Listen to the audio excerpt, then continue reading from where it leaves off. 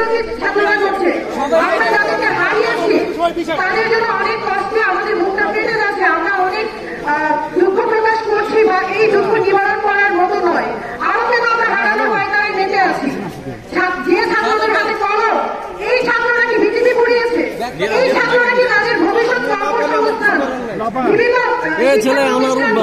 Police প্রশাসনের যে বলগুলো আছে সেগুলো পুড়িয়েছে? আপনাদের কি ধারণা? আপনারাও তো ছাত্র, যারা ক্যামেরা ধরেছেন সবাই তো ছাত্র। ছাত্ররা এগুলো করতে পারে না।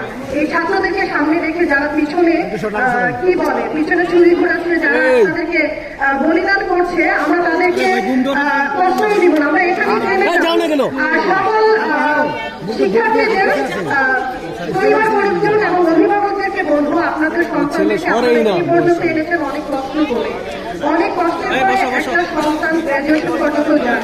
আমি যতটুকু পড়াশোনা করেছি আমি বুঝি পড়াশোনার মর্মটা, যেটা কত কষ্টের পরে একটা ছাত্র সে পর্যন্ত নিজেকে নিয়ে যায়। আপনারা এই সন্তানগুলোকে কারো খেলার সামগ্রী হতে দেবেন, তারা আমাদের ভবিষ্যৎ সম্পদ।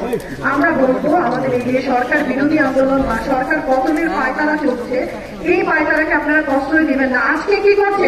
আজকে আমার বাসা হাতিঝিলের কাছাকাছি, ওখানে আপনি দেখবেন যে প্যাকেট ট্রেনিং গুলো রাস্তা উঠিয়ে নিয়ে গেছে, অবাধে উঠাচ্ছে। এগুলোর অনেক রিলস ভিডিও আমরা দেখেছি। বিভিন্ন জায়গায় ওপেন পুলিশের গাড়ি ভাঙচুর হচ্ছে। আজকে এখানে একটা গন্ডগোল লাগলো, আমি কাকে ফোন দিব? প্রশাসনকে? আমি কি ফোন দিব যে আমাকে বাঁচান? তো আমাদেরকে বাঁচাবে কারা? এরকমকে আপনারা একজনের অপরাধে সবাইকে ভক্ষণ করবেন না। আপনারা, সরকার বলেছে তদন্ত চলছে, তদন্ত করে কে বা কারা এই হত্যাগুলো ঘটিয়েছে অবশ্যই সেগুলো চিহ্নিত হবে, সেগুলো বিচার কার্য সম্পাদন হবে। আপনারা সে পর্যন্ত সরকারকে সময় দিন। আমি আর বেশি কিছু বলতে পারছি না। আমি বলবো যে দেশে শান্তি কামনা করছি, আর থাকতে পারছি না। কিছুদিন পরে কিন্তু আমরা কর্মসংস্থানে যেতে পারছি না, কাজ করতে পারছি না। করোনা থেকে উঠে আমরা এই যে এক মহামারীতে পড়েছি, সবাই বলবো আমরা দেশকে রক্ষা করি, দেশের সম্পদকে রক্ষা করি, রাষ্ট্রের সম্পদকে রক্ষা করি। সবাই ভালো থাকবেন। ধন্যবাদ।